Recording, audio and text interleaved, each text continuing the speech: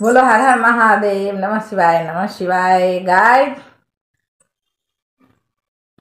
भजन गाना मेरे वीडियो पसंद आए तो लाइक कीजिए, सब्सक्राइब कीजिएगा, कमेंट भी कीजिएगा।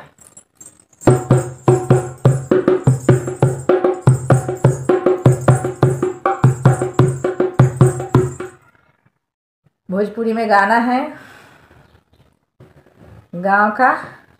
मनवा लगा के पूजा करिहा हो काला जुगवा के नारी। मनवा लगा के पूजा करिहा हो काला जुगवा के नारी। मनवा लगा के पूजा करिहा हो काला जुगवा के नारी।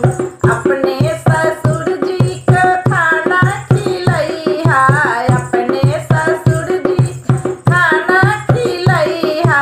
सासू के पैरा दवैहा हो काला जुगवा के नारी।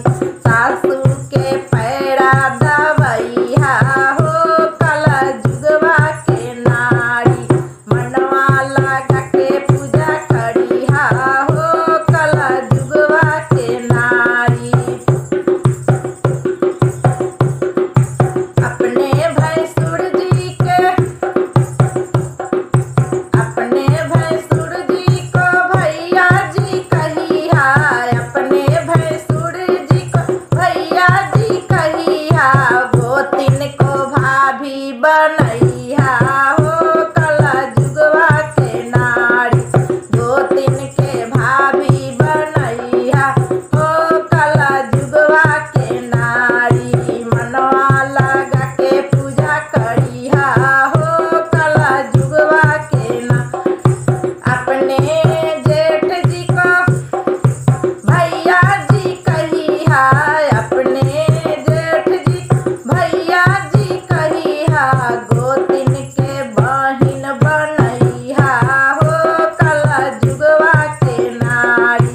गोतिन के बहिन बनैहा हो काला जुगवा के नारी। मनवा लगा के पूजा करिहा हो काला जुगवा के नारी।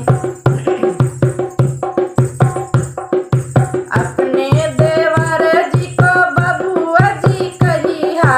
अपने देवर जी के बबुआ जी कहिहा।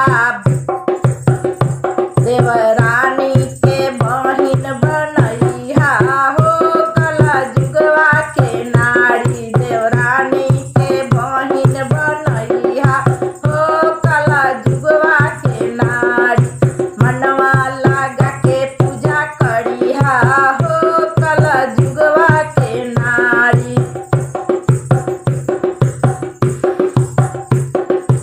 अपने देवर जी को बबुआ जी कहिहा। अपने देवर जी बबुआ जी कहिहा। ननदो के